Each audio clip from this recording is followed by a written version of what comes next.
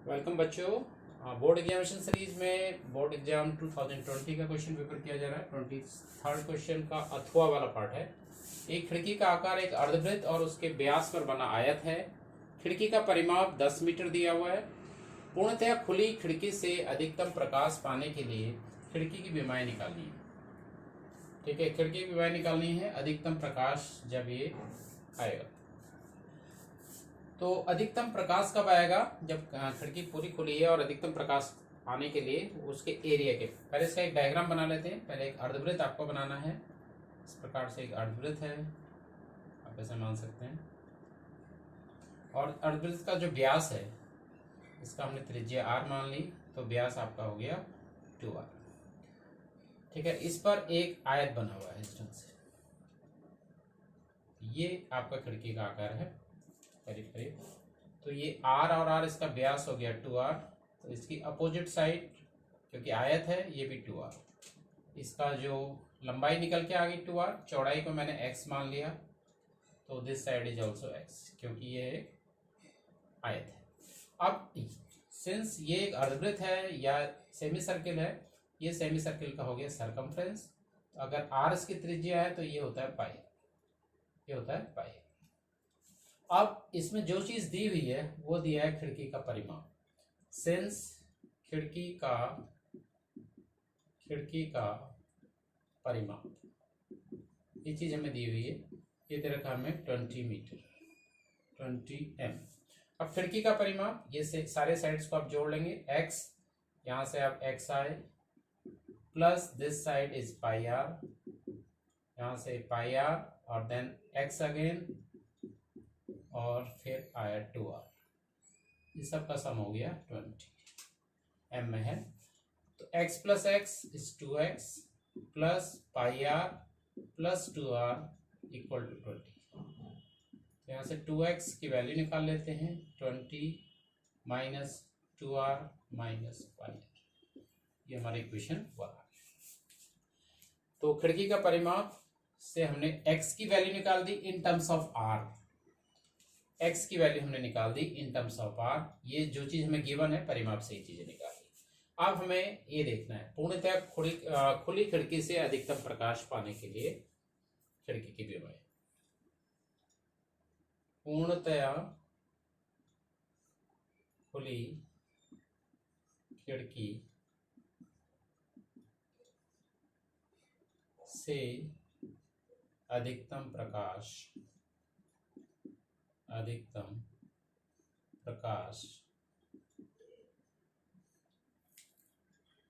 पाने के लिए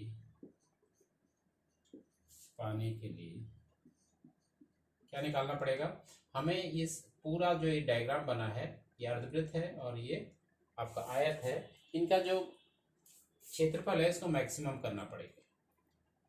के लिए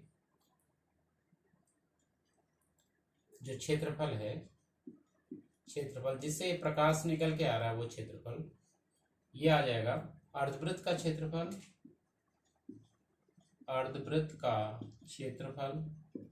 प्लस आयत का क्षेत्रफल। इसको हम a मान लेते हैं। इस क्षेत्रफल को मैंने a मान लिया। अर्धवृत्त का क्षेत्रफल, इसका अगर अर्धवृत्त का क्षेत्रफल वृत्त के क्षेत्रफल का हाफ होता है तो हाफ पाई r स्क्वायर हो गया।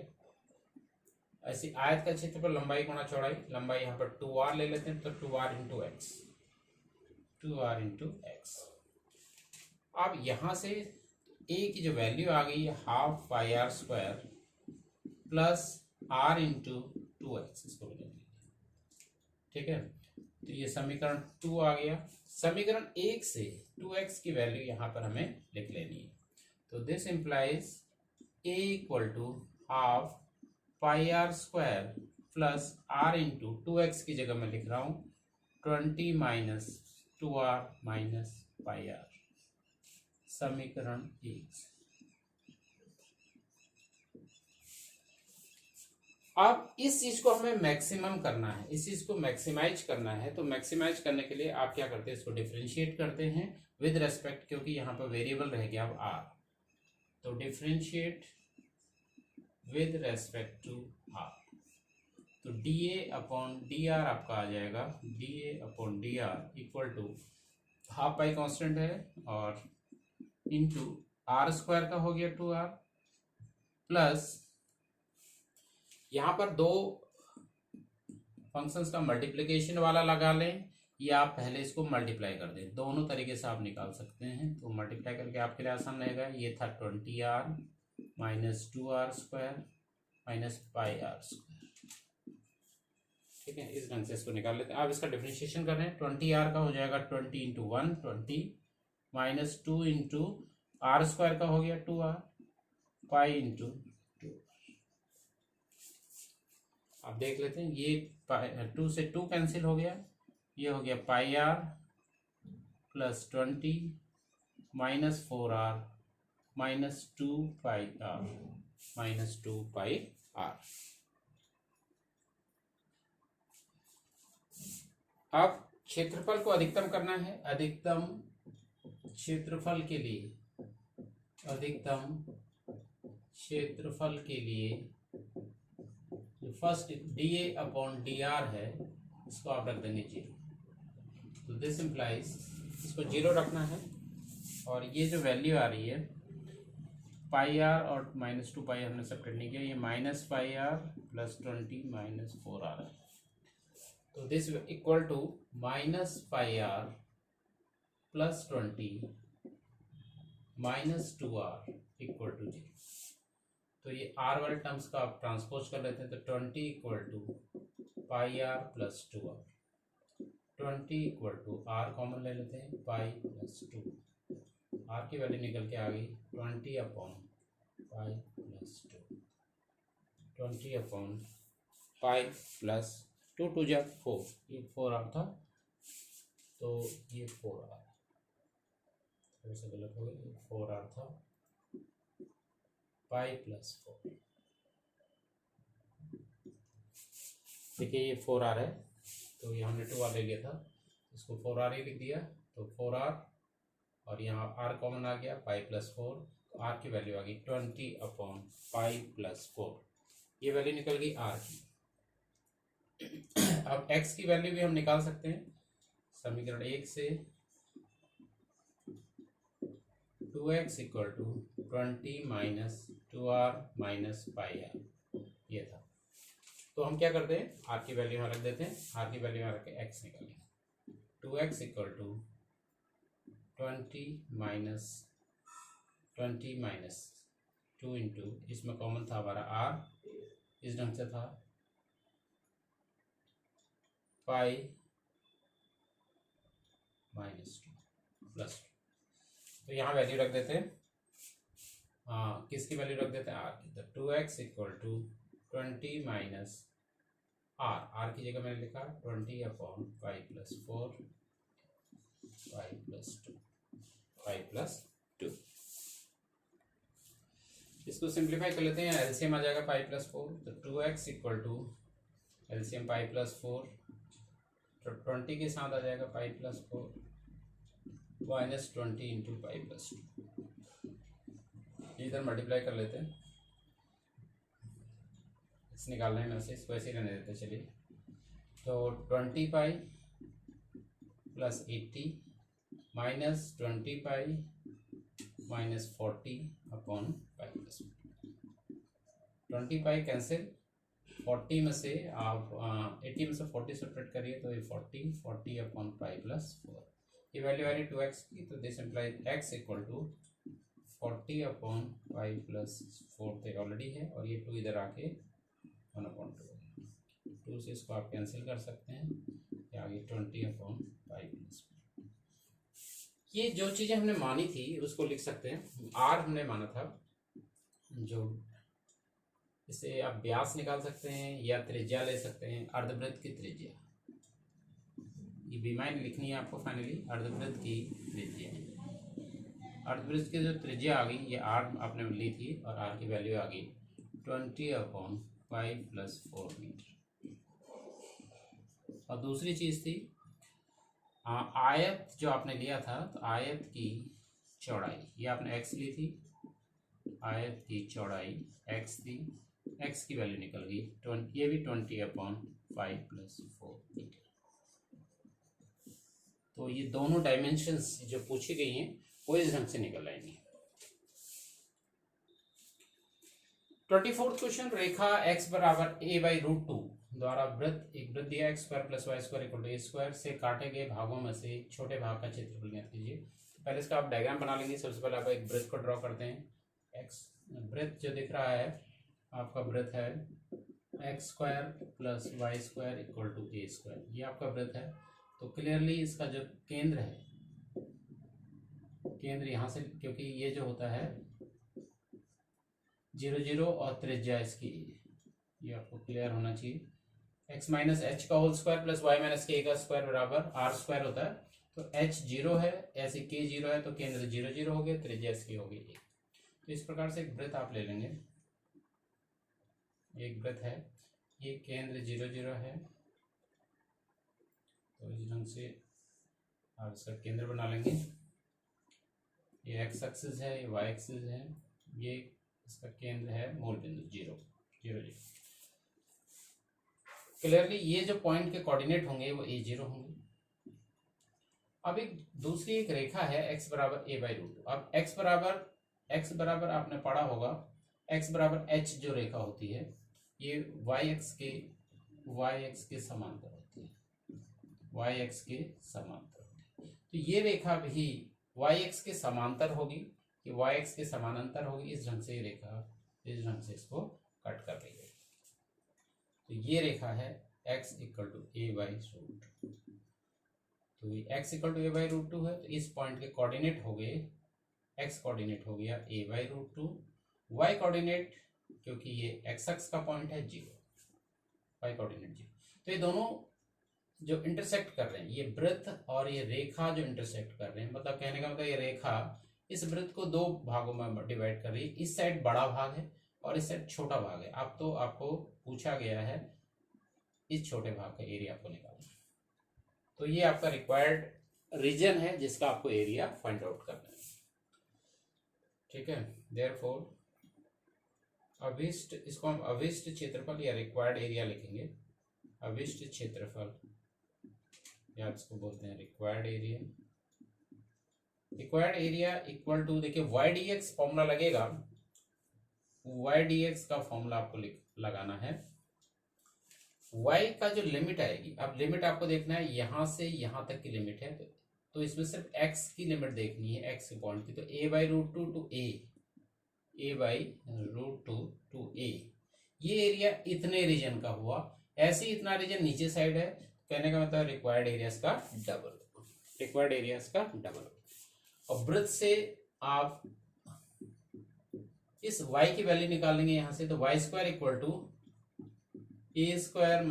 x² हो जाएगा। तो y की वैल्यू आ जाएगी √a² - x², √a² - x²। तो ये वैल्यू इस y की जगह लिख लेते हैं। तो this value is equal to twice of a/√2 to a √a² - x² into dx। अब इसके इंटीग्रेशन का फॉर्मूला आपको याद होना चाहिए, ये इंटीग्रेशन का फॉर्मूला याद होना चाहिए। तो ये मैं लिख रहा हूं, तो ट्वाइस ऑफ, ये होता है x/2 √ दिस, जो भी है इतना ही रहता है, plus a²/2 sine inverse x/a, sine inverse x/a। ये इसका इंटीग्रेशन है, इसको आप याद कर लीजिएगा, क्योंकि अक्सर जब भी इस प्रकार के क्वेश्चन आते हैं एरिया संबंधी, या आप बोल सकते हैं समाकलन के अनुप्रयोग में, तो ये फॉर्मूला अप्लाई होता है बहुत ज़्यादा बार। तो आपको याद करना पड़ेगा इसको, a/√2 से a, ये आपकी लिमिट है। तो पहले आप अपर लिमिट की वैल्यू रखेंगे, तो अपर लिमिट में x की जगह आपको लिखना है जहां जहां पर भी x है, तो ट्वाइस ऑफ a/2 √a² और x की जगह आपने लिखा a²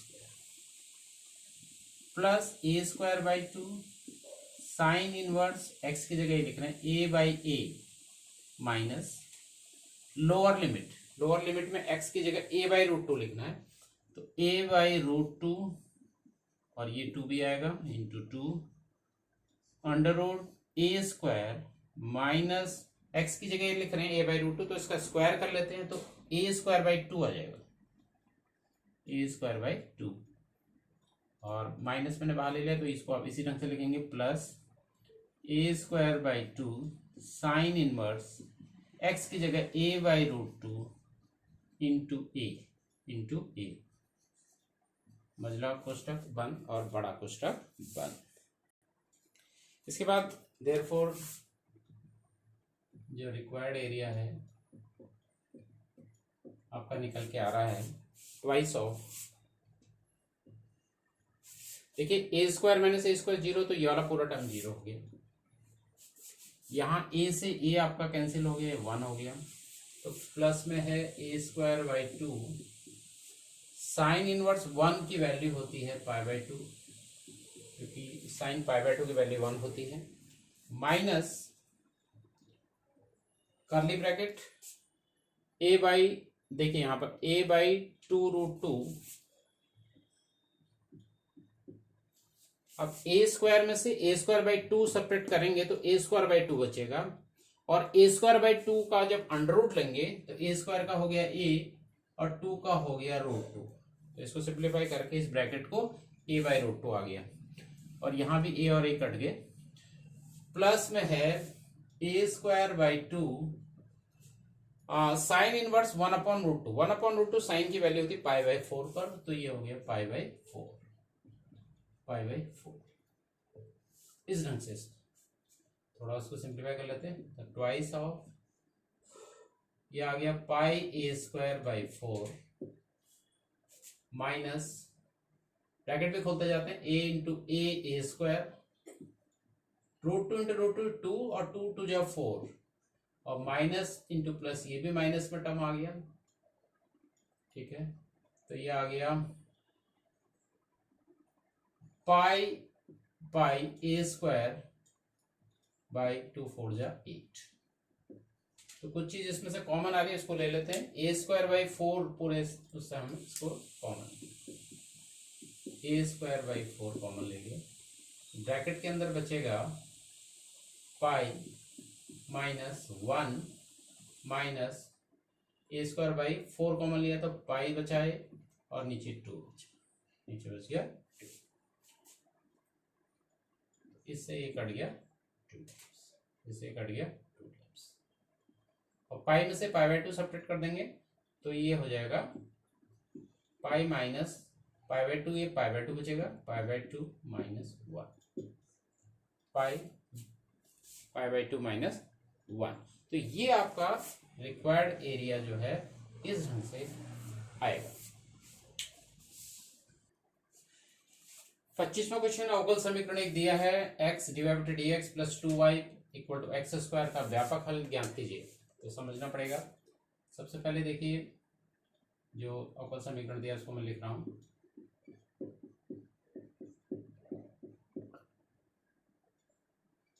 इस एक्सिस को डिवाइड कर देते हैं,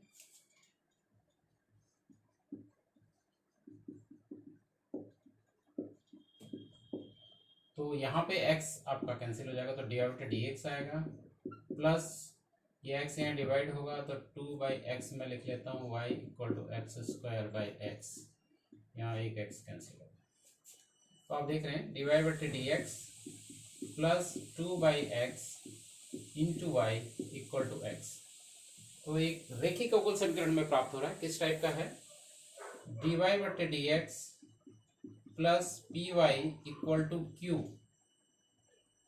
प्रकार का रेखिक अवकल समीकरण, रेखिक अवकल समीकरण हमें मिल जा रहा है। तो यहाँ पर p की जो वैल्यू है, तो p आप देख रहे हैं 2x है और q जो है qx है। तो रेखिक अवकल समीकरण को सॉल्व करने के लिए सबसे पहले इंटीग्रेटिंग फैक्टर निकालते हैं, IF हम निकालते हैं, इंटीग्रेटिंग फैक्टर इसको आप समाकलन गुणांक बोलते हैं, समाकलन गुणांक, और समाकलन गुणांक होता है e⁻⁴ integration of p dx, इस प्रकार का जो अवकल समीकरण होता है, इस प्रकार का जो अवकल समीकरण होता है उसका जो इंटीग्रेटिंग फैक्टर समाकलन गुणांक होता है e raise to power integration of p d x. P की वैल्यू रख देते हैं, पी की जगह 2/x dx, ये 2 बाहर किया तो 1/x dx, और 1/x का जो इंटीग्रेशन होता है ये होता है log x। 1/x का इंटीग्रेशन हो गया log x। अब log के बाहर से कोई नंबर मल्टीप्लाई हो रहा है तो ये नंबर इसके पावर में चले जाएगा, तो e raise to power log x, ये 2 आ जाएगा x के स्क्वायर। e और log कैंसिल आउट, तो इंटीग्रेटिंग फैक्टर हमें मिल गया x स्क्वायर, इंटीग्रेटिंग फैक्टर हमें मिल गया। अब इस प्रकार का जो रैखिक अवकल समीकरण है इसका हल जो लिखते हैं, अवकल समीकरण का व्यापक हल, अवकल समीकरण का व्यापक हल। इस प्रकार के जो अवकल समीकरण उसका व्यापक हल होता है y इंटू इंटीग्रेटिंग फैक्टर बराबर q इंटू इंटीग्रेटिंग फैक्टर, और इन दोनों का मल्टीप्लीकेशन का integration with respect to x plus constant. तो यहाँ पर इंटीग्रेटिंग फैक्टर जो आपने निकाला है यहाँ पर एक्स स्क्वायर, इसकी वैल्यू यहाँ रख देंगे y into x square equal to q हमारा था x, क्यू था x into x square d x plus, तो y x square equal to x cube हो गया है, एक्स क्यूब का इंटीग्रेशन आप निकाल लेंगे तो X raise to power 4/4 plus C. अब चाहें तो आप इसको एक्स स्क्वायर से डिवाइड कर दें, और एक्स स्क्वायर से पूरे इक्वेशन को डिवाइड करेंगे तो ये एक्स स्क्वायर यहाँ कैंसिल हो जाएगा, वाई बचेगा, यहाँ एक्स स्क्वायर, एक्स की पावर 4 में से एक्स स्क्वायर, तो एक्स स्क्वायर बच गया plus c upon x square. तो इसको हम लिखेंगे y equal to x square by 4 plus c x raise to power, ऊपर लिख लेते हैं -2। तो ये जो निकल के आया ये इसका व्यापक हल निकल के आ गया। 25 में एक अथवा है, किसी जीवाणु समूह में जीवाणुओं की संख्या 1 लाख है, 2 घंटों में इनकी संख्या में 10% की वृद्धि होती है, कितने घंटों में जीवाणुओं की संख्या 2 लाख हो जाएगी, 1 लाख से 2 लाख हो जाएगी यदि जीवाणुओं की वृद्धि की दर, इसको समझिएगा, यदि जीवाणुओं की वृद्धि की दर उसकी उपस्थित संख्या के समानुपाती है। तो इसको हम y मान लेते हैं, उपस्थित संख्या माना जीवाणुओं की उपस्थित संख्या, जीवाणुओं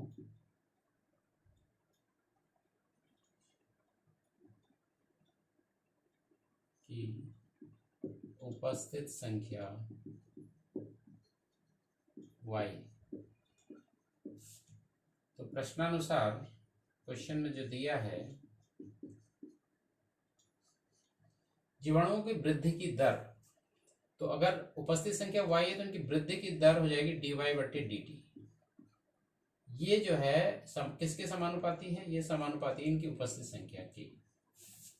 dy/dt is proportional to y, ये गिवन है, तो dy/dt जो आपका आ जाएगा इक्वल, प्रोपोर्शनल की जगह आपने इक्वल टू का साइन लगा, एक कांस्टेंट आ गया ky। तो दिस इंप्लाइज, एक इसको हम वेरिएबल सेपरेबल से डिफरेंशियल इक्वेशन बनाएंगे, तो dy के साथ y ले लेंगे, dy/y इक्वल टू k इंटू दिस dt, इंटीग्रेशन कर देंगे तो 1/y dy, k कांस्टेंट है बाहर कर दिया तो 1 dt,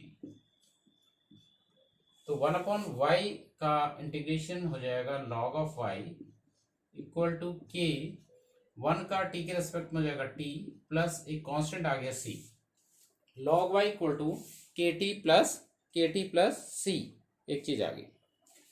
अब कुछ चीजें हमें गिवन है वहां हम लेके चलेंगे, तो स्टार्टिंग में t जो वैल्यू हो जाएगी वो हो जाएगी, t को हम लेंगे एट स्टार्टिंग, t हो जाएगा 0। स्टार्टिंग में t की वैल्यू लेते हैं 0 लेते हैं, तो y को हम y0 ले लेंगे, t इक्वल टू 0 पर y को हम लेंगे y0, t इक्वल टू 0 पर y आपका आ जाएगा y0 आ गया, तो ये वैल्यू होगी log of y0 equal to k into 0 plus c, तो log y0 ये टर्म 0 हो गया, ये सी की वैल्यू आ गई, log y not equal to C की वैल्यू आ गई। तो इक्वेशन 1 आपका हो गया, समीकरण 1 में आप सी की वैल्यू रख देंगे, तो log y इक्वल टू के T plus log y not, C की वैल्यू आपने रख दी, जो सी की वैल्यू निकाली log y नॉट। अब ये log का टर्म इधर लेके आते हैं, दिस इंप्लाइज log y, और ये टर्म इधर आके minus log y not equal to के टी। तो log m minus log n can be written as log m upon n, तो y upon y not equal to के t. ये आपकी इक्वेशन 2 आ गई, ये इक्वेशन 2 आ गई। अब कुछ चीजें आपको गिवन है, वहां से हम लेके चलेंगे। देखिए शुरू में यदि इसको आप ले लेंगे y 1 लाख, ये y0 की वैल्यू है शुरू में 1 लाख, तो y0 1 लाख आपने ले लिया, और y जो है ये 10% की वृद्धि हो रही है, तो 1 लाख का 10% हो गया 10,000, 1 लाख का 10% हो गया 10,000, तो 1 लाख में 10,000 जोड़ देंगे, या आप ऐसे लिख सकते हैं 1 लाख 1 2 3 4 5 प्लस 10% ऑफ 1 लाख, ठीक है। तो ये हो गया 1 लाख 1 2 3 4 5 प्लस 10% इसका निकाल देंगे तो 10,000, तो ये हो गया 1,10,000, 1,10,000 वैल्यू आ जाएगी भाई। यहाँ पर टी की जो वैल्यू है ये आपको दे रखी है 2 घंटे। ये कब होता है? 10% की जो वृद्धि में जो समय लग रहा है ये लग रहा है 2 आवर, ये लग रहा है 2 आवर। तो ये वैल्यू हमें यहाँ पे रखनी है, तो दिस इंप्लाइज इक्वेशन 2 जो आपका आ जाएगा, इक्वेशन 2 आपका हो जाएगा log y की जगह मैंने बताया 1,10,000, 1 2 3 4 अपॉन y नॉट आपका है 1 lakh equal to k into t आपने लिया 2 आवर। तो देखिए 1 2 3 4, 1 2 3 4, तो ये वैल्यू आ रही ट्वाइस ऑफ k। तो यहां से k की वैल्यू हमने निकाल दी, तो k इक्वल टू ये 2 इधर आके आ गया 1/2 log ऑफ 11/10, ये वैल्यू आ गई k की, ये वैल्यू आ गई k की। अब सेकंड केस लेके चलते हैं, y नॉट आपका है, यदि y नॉट आपका है 1 लाख और y हमने ले लिया इसका डबल, आपको समय निकालना है जब ये 2 लाख हो जाएगी, तो ये 2 लाख आपको देगा 1 2 3 4 y0 y नॉट है 1 लाख और y है 2 लाख। तो वैल्यू यहाँ रख के चलते हैं, और k की वैल्यू भी हमें पता है, तो t आपको फाइंड आउट करना है। तो इक्वेशन 2 में आपका आ जाएगा log, ऊपर था y की वैल्यू आ गई 2 लाख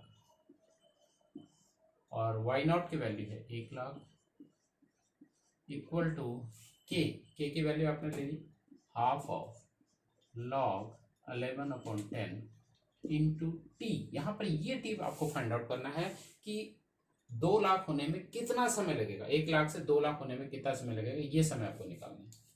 तो यहाँ पर ये सब 1 2 3 4 5 1 2 3 4 5 ये सब कट हो गया, log 2 बच गया, ये 2 भी इधर लेके आते हैं तो 2 log 2, और ये पूरा टर्म ये 2 इधर आ चुका है, ये log 11/10 को इसके डिनोमिनेटर में ले जाते हैं, log 11/10, ये वैल्यू आ गई टी की। यही टी आपको फाइंड आउट करना है कि कितने समय में ये 2 लाख हो जाएंगे 1 लाख से। तो हमने ये फाइंड आउट कर लिया 2 log 2 अपॉन log 11/10 आर में ये 1 लाख से बढ़ के 2 लाख हो जाएंगे। चलिए क्वेश्चन नंबर 26 पढ़ लेते हैं। एक समतल जो है प्लेन का क्वेश्चन है, एक समतल अक्षों से अंतःखंड एबीसी काटता है तथा मूल बिंदु से इसकी दूरी p है, सिद्ध कीजिए, आपको प्रूफ करना है। तो अंतःखंड रूप समतल का आप लिखेंगे, समतल का इक्वेशन आप लिख लेंगे समतल अंतःखंड रूप में।